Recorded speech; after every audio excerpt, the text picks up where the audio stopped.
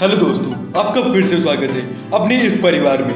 तो मैं आज बात करने वाला हूँ युवराज सिंह की book the text of my life का ये सेकेंड पार्ट है। दोस्तों, अगर आपने फर्स्ट पार्ट नहीं देखा है तो चैनल में जाकर आप पहले पार्ट फर्स्ट को देख लें।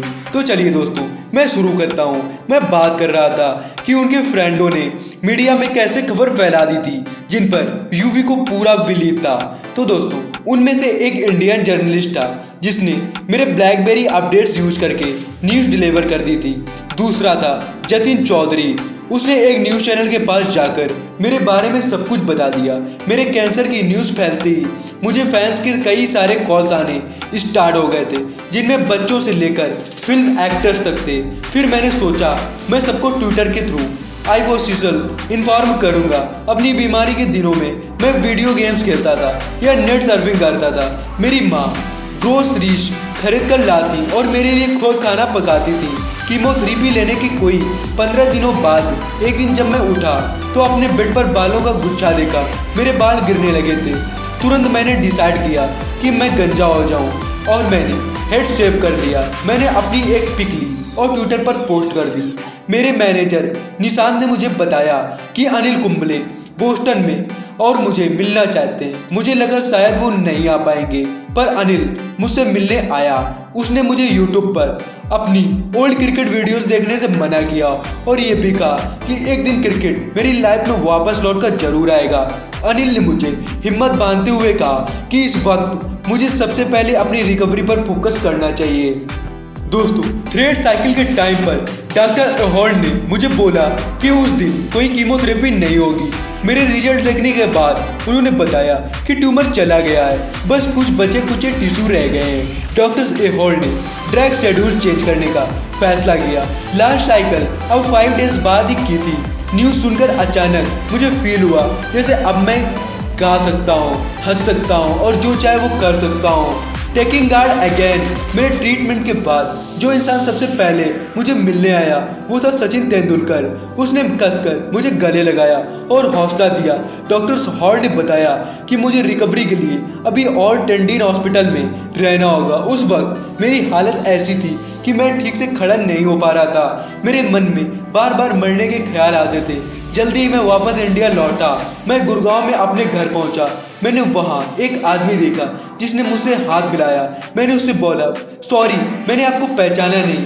वो मेरा लॉयर था।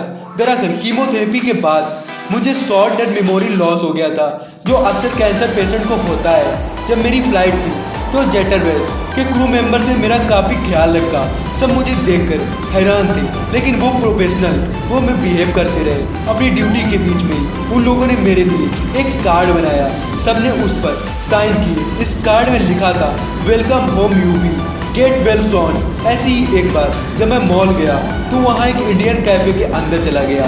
लोगों ने मुझे पहचान लिया। सब मेरे पास आकर बेस्ट विशेष दे रहे थे। यहाँ तक कि जिन्हें मैं जानता नहीं था वो लोग भी मुझे पैकेट दे रहे थे जो उन्होंने मेरे लिए ऑर्डर किए थे। लोगों के इस रिएक्शन से मैं काफ़ी इमोशनल हो गया। घर आकर मैंने अपनी मदर से इंडियन कैफे की बात बताई। वो स्माइल करते हुए बोली, उसे मालूम है कि लोग मुझे सपोर्ट करते हैं। मैंने अपने ब्रदर जोरावर को देखा तो लगा कि अब मेरी एक बड़ी टेंशन दूर हो गई है। इतने दिनों तक वो माँ और मेरे बिना रहना सीख चुका है। मैं अपने गुरुजी से मिलने चंडीगढ़ भी गया।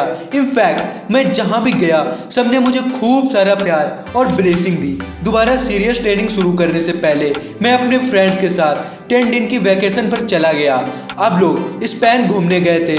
वहाँ हम लॉन्ग ड्राइव एंजॉय करते थे, फुल पार्टीज और डिनर पर जाया करते थे। इंडिया वापस आकर मैंने नोटिस किया कि मेरा वेट बढ़ गया है। मैं ऑलरेडी 130 kg का था। वक्त आ चुका है कि मैं ट्रेनिंग स्टार्ट करूं और वापस फील्ड में जाऊं। दोस्तों, मैं अब बात करने वाला हूं द बैटल फॉर कॉन्फिडेंस।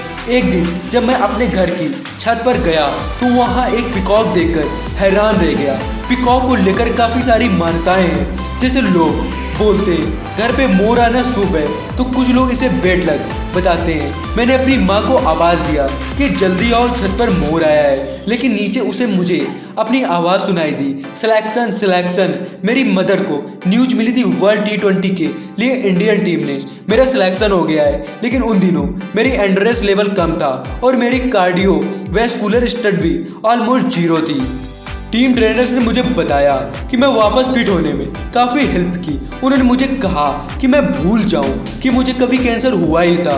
वो लोग मुझे किसी ऐसे रेगुलर प्लेयर्स की तरह ट्रीट कर रहे थे जिसने 6 महीने में वर्कआउट नहीं किया हो। ट्रेनिंग इतनी हार्ड चल रही थी कि कई बार तो मैं खुद से ही सवाल करने पर मजबूर हो जाता था कि मैं कभी इंटरनेशनल क्रिकेट में लौट पाऊंगा या नहीं। BCCI या board control for cricket in India ने मेरा काफ़ी ख्याल रखा।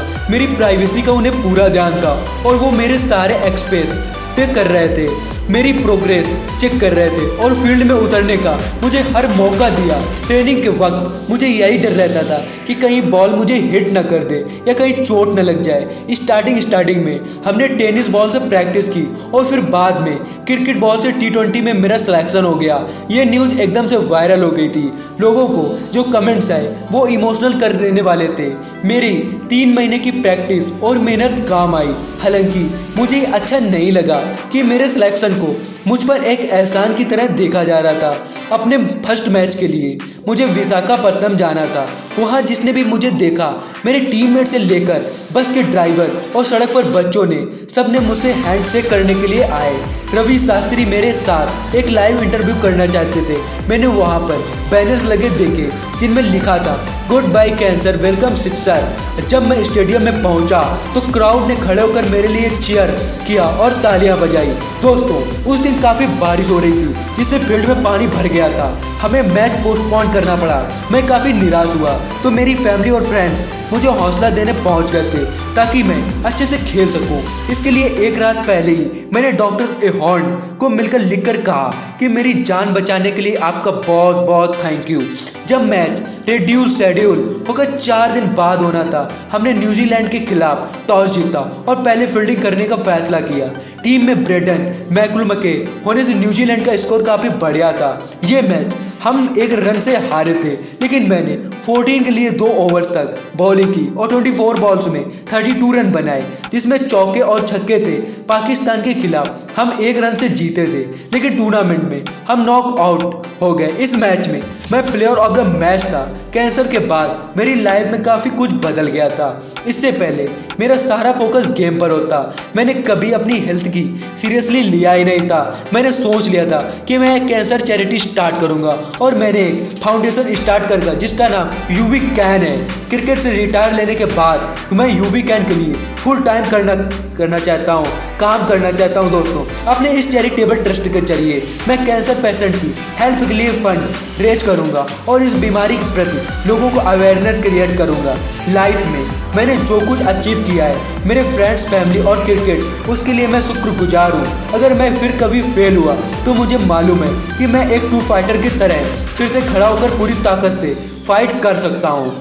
तो दोस्तों, बस ये वीडियो यहीं तक। तो आपको युवराज सिंह की ये स्टोरी कितना इंस्पायर कर चुकी है। दोस्तों, मैं आज युवराज सिंह के लिए बहुत जोश में ये वीडियो बना रहा हूँ। तो दोस्तों, आपको ये वीडियो कैसा लगा है कमेंट में जरूर बताएं। लेकिन अगर आप यूवी फैन हैं तो आप एक बार युवराज सिंह और यूवी फैन जरूर कमेंट में जरूर लिखें। तो दोस्तों, आपको ये वीडियो कैसा लगा है कमेंट में इसका सजेशन और आपने इससे क्या सीखा है ये आप जरूर बताएं। दोस्तों, आपकी जानकारी के लिए मैं बता दूं कि आने वाले समय में 200+ बिजनेस आइडियाज और आने वाले लीडर्स की बायोग्राफी और टॉप बिजनेस आइडियाज और फाइनेंशियल एजुकेशन इस वीडियो में बताई जाएंगी और टॉप बुक समरीज जो आपको पढ़ने में बहुत आसानी होगी और सुनने में भी। तो दोस्तों, आपको ये वीडियो कैसा लगा मैं बार बार बोल रहा हूँ कि कमेंट में अपना सजेशन जरूर दें जिससे कि हमारी टीम और मैं मोटिवेशन फील कर सकूँ। तो दोस्तों, जय हिंद।